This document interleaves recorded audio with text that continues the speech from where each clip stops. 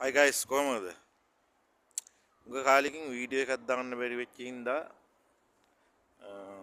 මේ මං ඉන්න ටවුන් එක ඔය ඈතින් පේන්නේ ඒ කඳු වලින් එහා පැත්ත තමයි මම එකපාරකුත් දාපු වීඩියෝ එකක් කිව්වා ඔය ඈතින් පේන කඳු වලින් එහා පැත්ත තමයි කඳු පන්තියකින් එහා පැත්ත තමයි තියෙන්නේ සිරියාව මේ ලෙබනන් වල සහලේ නගරය. ඉතින් මේ එක දවසක් මම වීඩියෝ එකක් දැම්ම මේ නගරය මේ පැත්තෙන් ඉඳන් නෙමෙයි අර පැත්තෙන් ඉඳගෙන අනිත් පැත්තෙන් ඉඳගෙන විරුද්ධ පැත්තෙන් ඉඳගෙන අන්න අර ඈත පේන කුළුණ ඒ කුළුණක් ඒ පේන්නේ තමයි ඒ කතෝලික පල්ලියක්. ඊට එහායිනුත් පේන්නේ රුසියානු වාස්තු විද්‍යාවට ඒ අනුව හදපු ඒකත් ක්‍රිස්තියානි පල්ලියක් තමයි.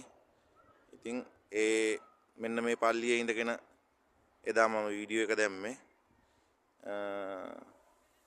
මේ නගරය තමයි පෙනුනේ එහා පැත්තෙන්. දැන් මේ පැත්තට ඇවිල්ලා මම මේ වීඩියෝ එක ගන්නෙ. ඊට විරුද්ධ පැත්තට ඇවිල්ලා. ඔය ඈතින් පේනවා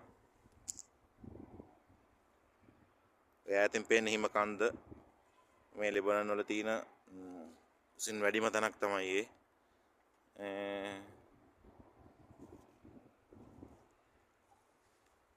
ඉතින් දැන් මේ සීත ඍතුව ගස්වල කොළ හැලිලා තව මාසයකින් එකමාරකින් වගේ ආපහු මේ ගස්වල දළු දාලා කොළ හැදිලා